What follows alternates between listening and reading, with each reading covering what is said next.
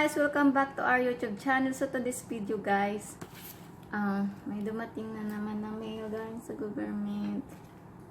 So hindi ko pa nabuksan kung ano to. So yun siya. Got this 11/1/2019. Ayun siya. So hindi pa yan na-open. So dalawa siya. Got this. Sabay ko silang nakuha today. Yung isa para sa husband ko. Yung isa para sa akin. So, hindi ko alam kung ano ito, guys. Excited na ako. Makita ko anong laman ito.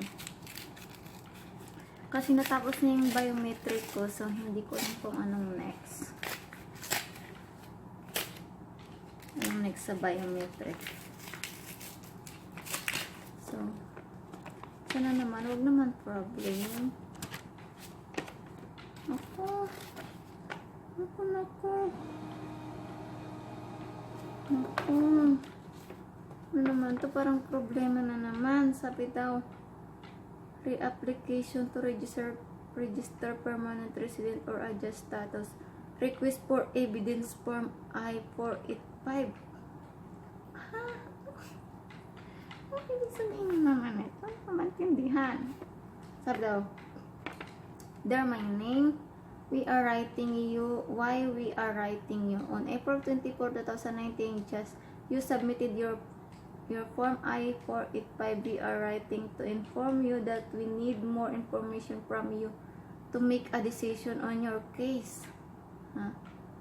Please read this letter carefully and follow all of the instructions below. What you need to do, you must provide the following information in order for us to make a final decision on your case. Ito na guys, next. The petitioning sponsor name on form I-864 affidavit of support must submit a complete federal income tax return submitted to Federal Income Tax Service IRS for the most recent tax year 2018.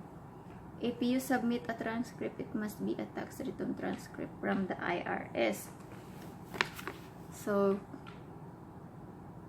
kailangan ko mag-fill up ulit ng affidavit of support na form. Then, the beneficiary on form I-130, my name, must submit a completed and signed I-30A supplemental information for spouse beneficiary. The latest edition of Form I-130A can be found at the USCIS website. Okay, kailang gusto nila akong mag-fill up ng I-130A. Based on the documents submitted with Form I-864 affidavit of support for the petitioning sponsor, the income did not meet. OMG. Sorry ko naman problem. The income did not meet that 125% of the federal poverty guidance for the petitioning sponsor household size. Bakit magkano ba talaga yung ano?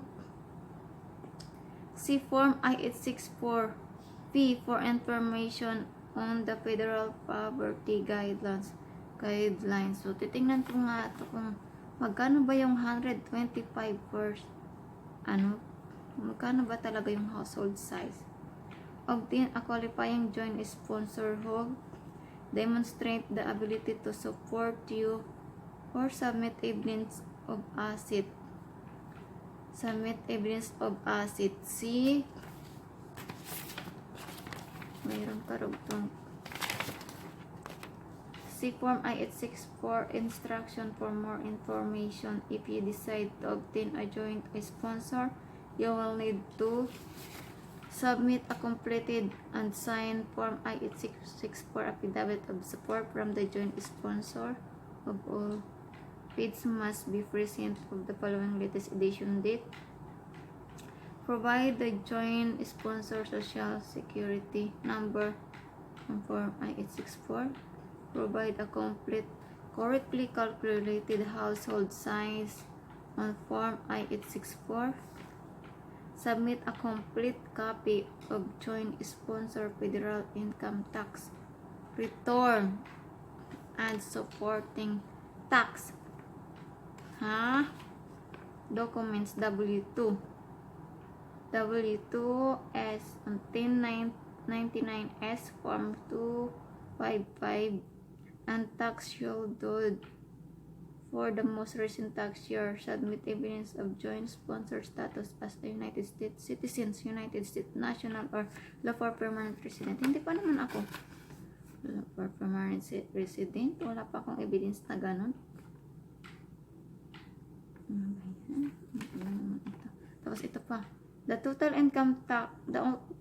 income line on RR is Form 1040 issues to determine qualifying income for a sponsor, not the gross receipt from RIS. Not the gross receipt daw. If the petitioning sponsor or joint sponsor is unable to meet the income requires, they may qualify based on the cost value to their significant asset. Asset must equal the stated difference between the sponsor income and the 125% of the federal poverty guidance for the sponsor household size.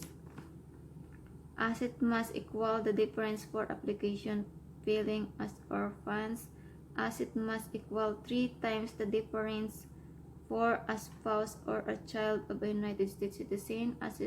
Asset must equal 5 times the difference of all others. Acceptable evidence asset.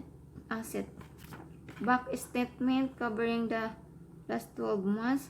Nagpasa na kami nito eh. Bakit ano na naman? Hindi naman ako maiano ng asawa ko sa bank. Kasi wala pa akong evidence of ownership. Mayroon naman kami pinasang ganun. Evidence of ownership, value, and dates required to the other personal property. Mayroon na kami pinasang ganun.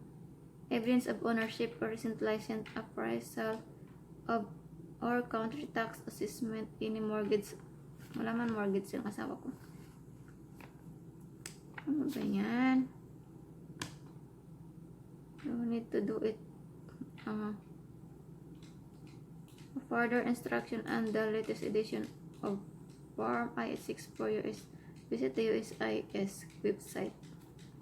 Kailangan ko fill up ulit nito guys ng USIS ng form ng I-864 data support. You must send the requested information by mail to the address you below by January 24, 2020.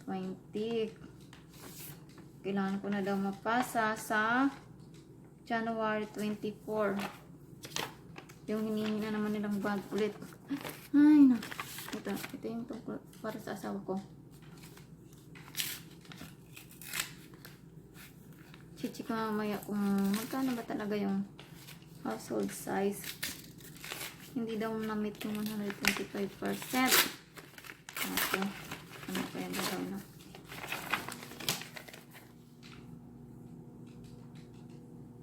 Ito naman. Ito tungkol sa asawa. Yung tungkol sabi daw. Sulat na sa asawa ko. Request for evidence form I-130. There sa pangalan ng asawa ko. Why we are writing you on April 24, 2019.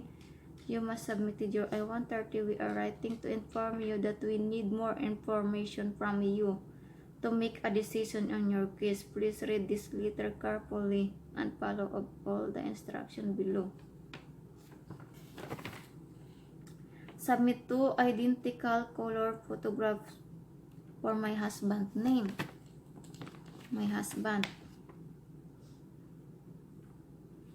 Then, sabi daw, the photos must have a white to off-white background.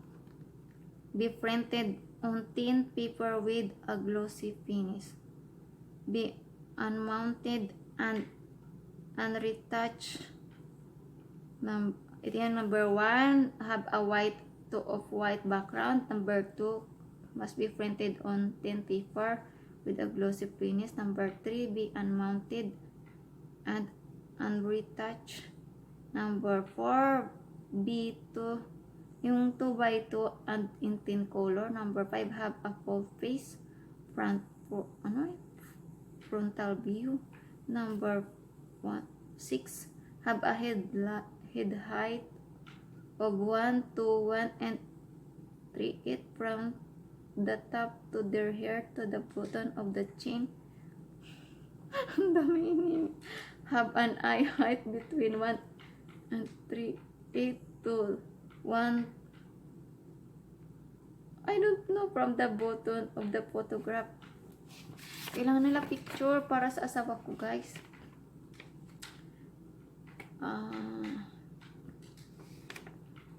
Kailangan magpa-picture ng asawa ko.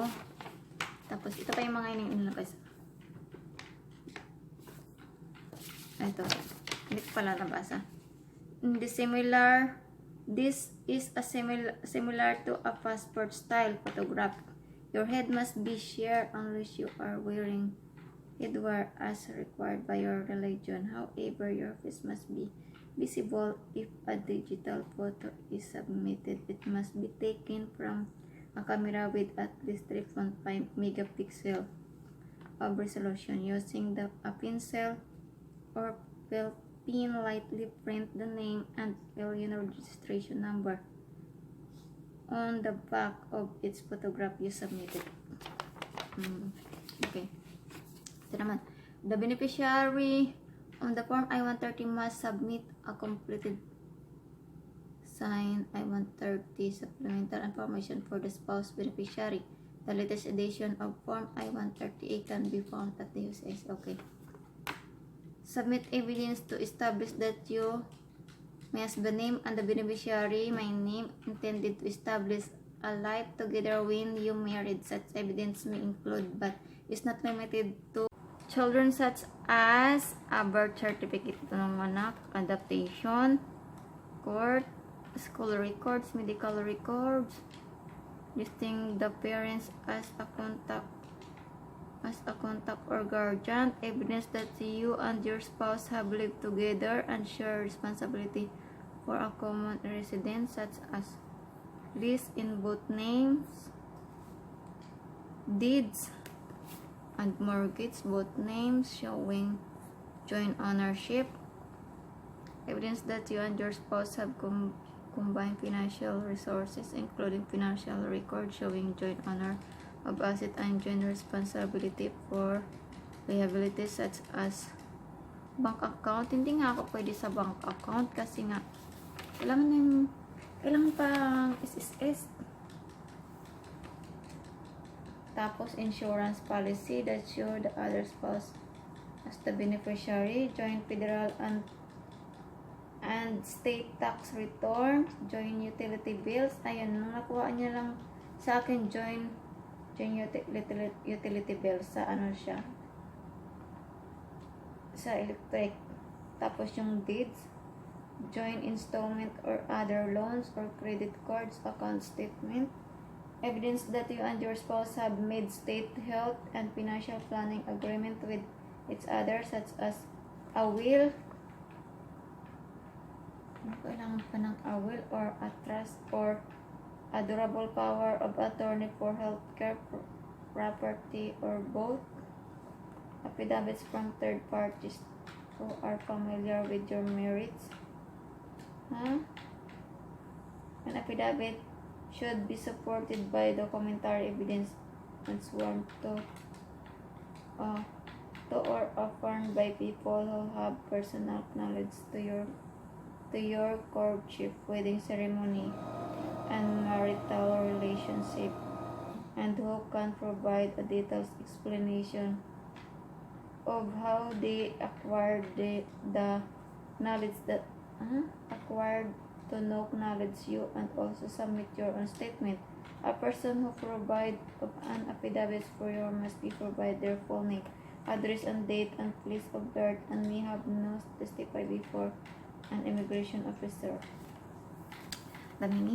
Please submit any other evidence that will help you determine whether you and the beneficiary have a bona fide marital relationship.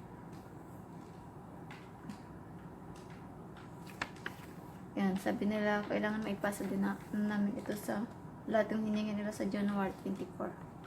2020. Then, ayan, yung papadalhan, guys. So, ayan, guys. Problema talaga ito. Problema naman. Okay, so, that's it, guys. Yun guys, dagdag problema ulit. That's it, guys. Thank you for watching and see you on my next video. Thank you. Bye-bye.